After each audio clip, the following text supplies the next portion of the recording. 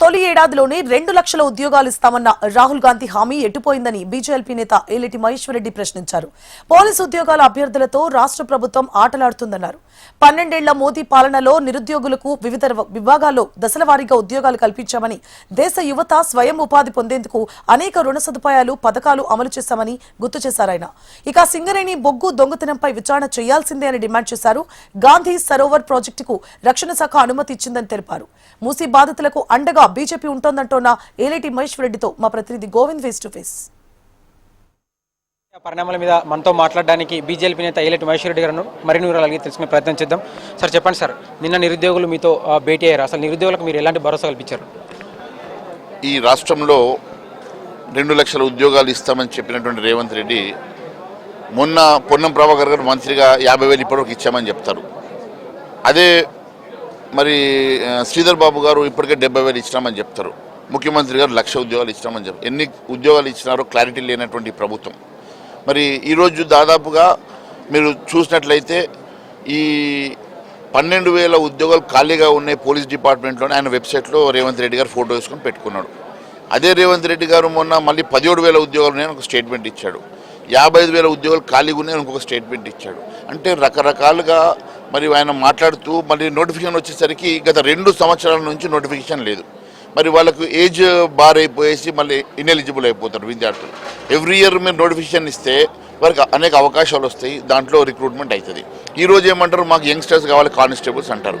దాంట్లో కూడా ఎంత డిఫరెన్స్ ఉందంటే ఒక ఎస్ఐకి ఏమో 35 సంవత్సరాల ఏజ్ లిమిట్ పెడతారు, ఇంకొక కానిస్టేబుల్కి ఏమో 32 ఏజ్ లిమిట్ పెడతారు. అంటే ఇంత డిస్క్రిమినేషన్ ఎందుకు ఉన్నది? మళ్ళీ సేమ్ ఈవెంట్స్ ఉన్నాయి. అంటే రకరకాలుగా అన్ఎంప్లాయిడ్ యూత్ లైఫ్తో ఆడుకుంటూ ఉన్నటువంటి ప్రభుత్వాన్ని మేము అడుగుతూ ఉన్నాం. ఈ రాష్ట్రంలో ఎన్ని ఖాళీలు ఉన్నాయి, ఎప్పటిలోపల భర్తీ చేస్తారు, ఎప్పటిలోపల నోటిఫికేషన్ ఇస్తారు?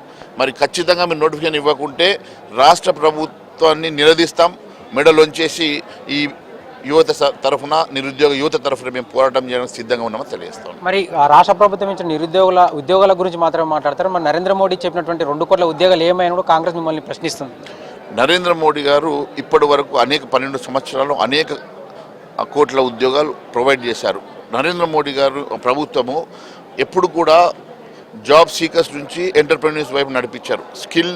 అనేకమైనటువంటి స్కిల్ ఎంప్లాయ్మెంట్ క్రియేట్ చేశారు. అనేకమైనటువంటి ఉద్యోగాలు ఇచ్చి ఈ దేశాన్ని అభివృద్ధి పథంలో ప్రపంచంలోనే 5వ ఆర్థిక శక్తి నిలబెట్టారు.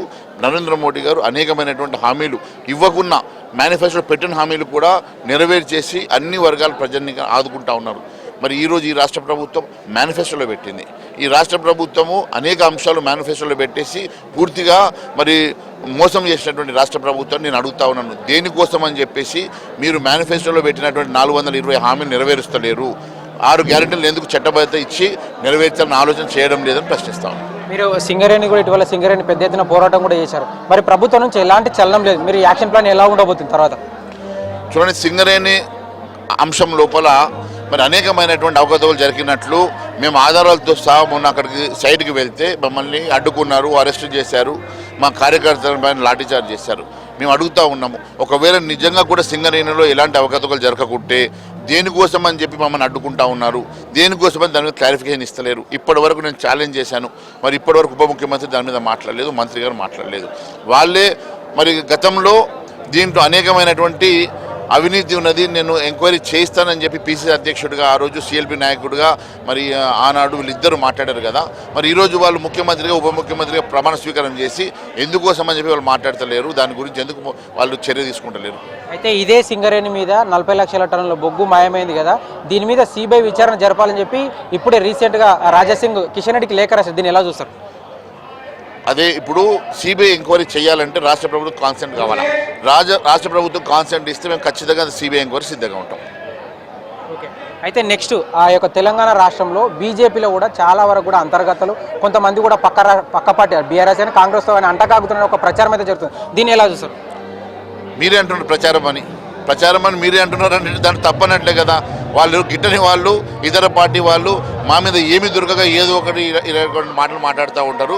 మేమందరం కూడా ఒకటని చెప్పేసి మొన్ననే మేము రైతు కోసం యాత్ర చేసినాం. అందరం ఎమ్మెల్యేలు ఎంపీలు అందరం ఒక బస్సు ఎక్కినాం. మొన్న మేము ఎమ్మెల్యేలు ఎమ్మెల్సీలు అందరం కలిసేసి మొన్న కూడా మేము మరి సింగరేణి పోయినాం. మరి మేము ఇంత యునైటెడ్గా మేము ఫైట్ చేస్తూ ఉంటే మా మీద ఏం దొరకక ఇలాంటి మాటలు మాట్లాడతాం. అయితే మూసి అంతా కూడా మూసి బాధలకు బీజేపీ అండగా ఉంటుందని చెప్పి పెద్ద ఎత్తున గతంలో మూసి నిద్ర చేశారు. మొన్న కూడా భరోసా యాత్ర కూడా చేశారు మూసి కోసం. మరి అదే మూసి ప్రక్షాళన కూడా ఇప్పుడు ప్రభుత్వానికి కూడా రక్షణ శాఖ అనుమతి ఇచ్చింది. దీన్ని ఎలా చూస్తారు? మూసీ అంశం లోపల మేము ఆ రోజు చెప్పాము, ఈ రోజు చెప్పాము. అక్కడ ఉన్నటువంటి పేదవారి ఇళ్లను వారికి రిహాబిలిటేషన్ చేయకుండా, వారికి పునరావాసం కల్పించకుండా కూలగొట్టడం మీదనే మేము భారతీయ జనతా పార్టీ ఎప్పుడు కూడా వ్యతిరేకంగానే మేము మాట్లాడడం. దానికి మేము ఆ స్టాండ్కి సిద్ధపడి ఉన్నాం. మూసీ ప్రక్షాళన వేరు, మూసీకి ఉన్నటువంటి అక్కడ మరి నిర్మాణాలను తొలగించినటువంటి ప్రభుత్వం వారికి పునరావాసం కల్పించాలని అడుగుతాం. అయితే మొత్తానికి కూడా ఈ యొక్క 2 లక్షల ఉద్యోగాలు ఏదైతే ఇస్తామని రాహుల్ గాంధీ వచ్చి ప్రకటించారో ఆ నిరుద్యోగులకు కూడా ఖచ్చితంగా ఇచ్చినటువంటి హామీని నెరవేర్చాలి. అది నిరుద్యోగ వృత్తిని కూడా వెంటనే ఆ యొక్క హామీని కూడా నెరవేర్చాలి. అదేవిధంగా దేశంలో మోడీ చెప్పినటువంటి ఏదైతే 2 కోట్ల ఉద్యోగాలని ప్రతిపక్షాలు ప్రచారం చేస్తున్నావో ఇప్పటివరకు 12 కాలంలో కూడా అనేక పథకాలు తీసుకొచ్చి యువతకు కూడా ఎంటర్‌ప్రెన్యూర్‌గా వారికి స్వయం ఉపాధి కల్పించేందుకు కూడా పలు రకాలుగా లోన్ల సదుపాయంగా ఇలాంటి కార్యక్రమాలు చేస్తూ యువతకు అండగా నిరుద్యోగులకు అండగా కూడా మోడీ ప్రభుత్వం కొనసాగుతుంది. అదేవిధంగా బీజేపీలో ఎలాంటి కోవట్లు లేదు, ఎలాంటి అంతర్గత పోరు లేదు. మేమంతా కూడా ఐక్యంగానే ఉన్నాం. వచ్చే ఎన్నికల్లో ఖచ్చితంగా బీజేపీ అధికారం దిశగా మేము అడుగులు వేస్తామన్న విధంగా మూసీలో కేవలం బాధితులకు న్యాయం చేయాలనే పోరాటంతోనే మేము ఇలా మూసీకి బీజేపీ వ్యతిరేకం కాదని కూడా బీజేపీ నేత చెప్తుంటే పరిస్థితి చూసుకోవచ్చు. Cameraman Satish Reddy, Govind, HM TV, Hyderabad.